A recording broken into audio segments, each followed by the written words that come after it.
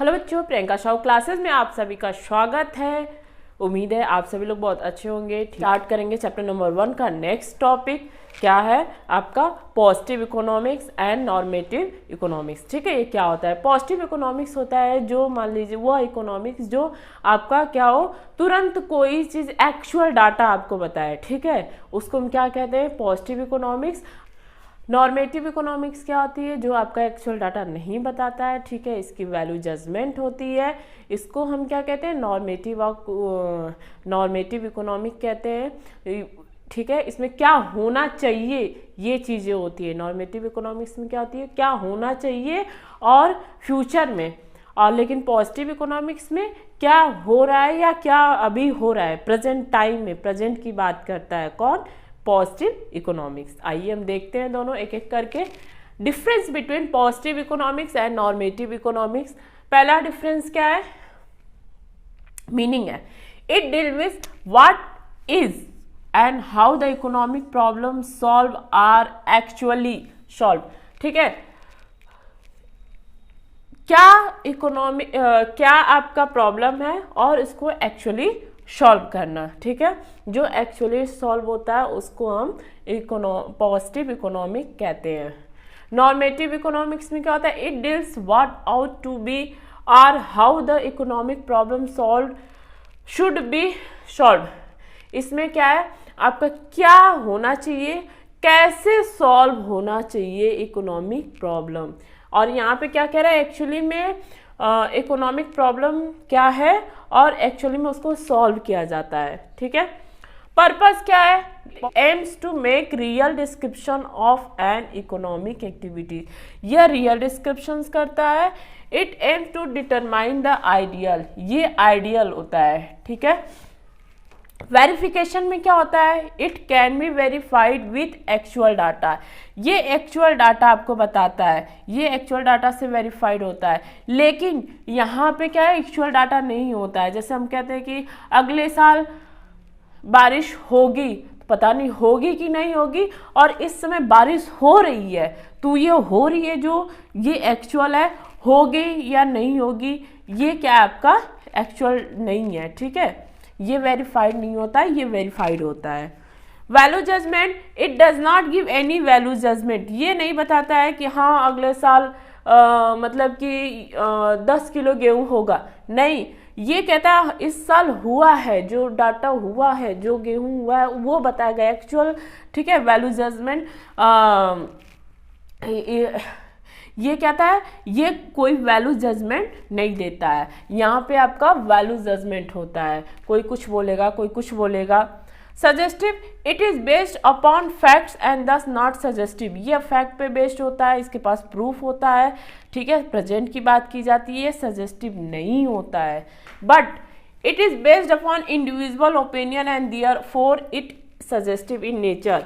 ये क्या होता है आपका? ये सजेस्टिव नेचर होता है। हर व्यक्ति का अपना अपना इंडिविजुअल ओपिनियन होता है। इसके बाद हम देखेंगे example. Price in India economics are constantly rising. जो इंडिया में इकोनॉमिक्स प्राइसिंग हो राइजली हो रहा है। ठीक है, राइज हो रहा है कॉन्स्टेंटली। लेकिन there are inequality of income in an economy. देखो जितने लोग भी हैं उनका इनकम जो है वो इनइक्वल है। ठीक है, किसी का कम है, किसी का ज़्यादा है, तो ये रियल है, एक्चुअल है। और उसमें क्या कहता है नॉर्मेटिव में? India should take step to control rising price. India step ले रहा है प्राइस कंट्रोल करने के लिए। और यहाँ पे क्या है कि बढ़ रहा है, वहाँ स्टेप ले रहा है। ठीक है, अब हम देखेंगे आपका सेंट्रल प्रॉब्लम ऑफ इकोनॉमिक। देखिए 3 सेंट्रल प्रॉब्लम होते हैं। Central problems of an economy. ठीक है, क्या क्या सेंट्रल प्रॉब्लम है? क्या क्या सेंट्रल प्रॉब्लम है? पहला आपका हो गया what to produce. What to produce. ठीक है, आप क्या प्रोड्यूस करोगे, ये भी इकोनॉमिक्स में प्रॉब्लम है, क्योंकि जो रिसोर्स होती है आपकी लिमिटेड होती है, तो इसलिए ये प्रॉब्लम होता है कि भाई हम क्या प्रोड्यूस करें। How to produce, how to produce, देखो हाउ टू प्रोड्यूस में क्या होता है आपका, कैसे गुड्स को प्रोड्यूस करें। यहाँ पे था कि व्हाट टू प्रोड्यूस, क्या प्रोड्यूस करें, ये प्रॉब्लम था। लेकिन हाउ टू प्रोड्यूस में क्या होगा, कैसे गुड्स को प्रोड्यूस करें। अगर कोई सामान हमको बनानी है या मान लो मार्कर बनानी है तो हमको कैसे बनानी है, इसमें ज़्यादा कैपिटल लगाना है या लेबर लगाना है। तो इसमें दो होता है, लेबर इंटेंसिव टेक्निक होता है, लेबर इंटेंसिव टेक्निक, दूसरा होता है कैपिटल इंटेंसिव टेक्निक।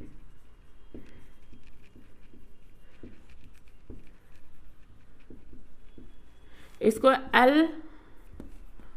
LIT बोलते हैं, CIT, ठीक है।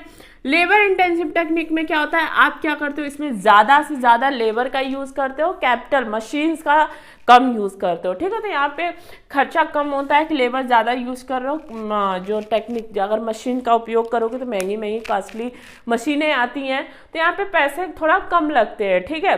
और अगर कैपिटल इंटेंसिव टेक्निक यूज़ कर रहे हो, कैपिटल इंटेंसिव टेक्निक में क्या होता है यहाँ पे आपका कि कैपिटल ज़्यादा लगता है। भाई सिंपल सी बात है, अगर आप मशीन लाओगे, न्यू नए नए टेक्नोलॉजी लेके आओगे अपने फैक्ट्री में, ऑर्गेनाइजेशन में प्रोडक्शन के लिए, तो आपका क्या होगा, पैसा ज़्यादा लगेगा, ठीक है। लेबर क्या होते हैं, चीप रेट में आपको मिल जाते हैं, कम सस्ते में मिल जाते हैं, लेकिन आप जो टेक्नोलॉजी यूज़ करोगे वो महंगे होते हैं, ठीक है। तो आप यहाँ पे कैपिटल इंटेंसिव टेक्निक यूज़ कर सकते हो या तो लेबर इंटेंसिव टेक्निक यूज़ कर सकते हो। इसके बाद what to produce, how to produce, whom to produce.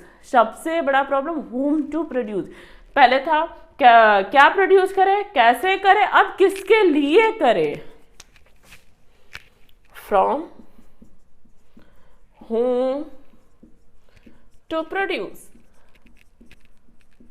किसके लिए प्रोड्यूस करें। हमारे सोसाइटी जो है, यहाँ पे आपको रिच पुअर सभी लोग मिलते हैं। यहाँ के हमारे इंडिया में हर वैरायटीज़ के लोग आपको मिलेंगे, ज़्यादा अमीर भी मिलेंगे, मिडिल लेवल भी मिलेंगे, पुअर लेवल के लोग भी मिलेंगे।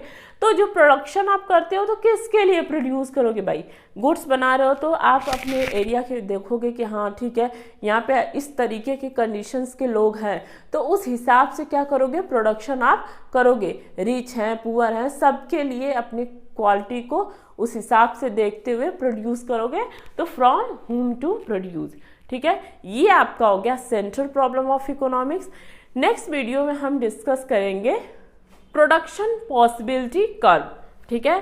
तब तक आप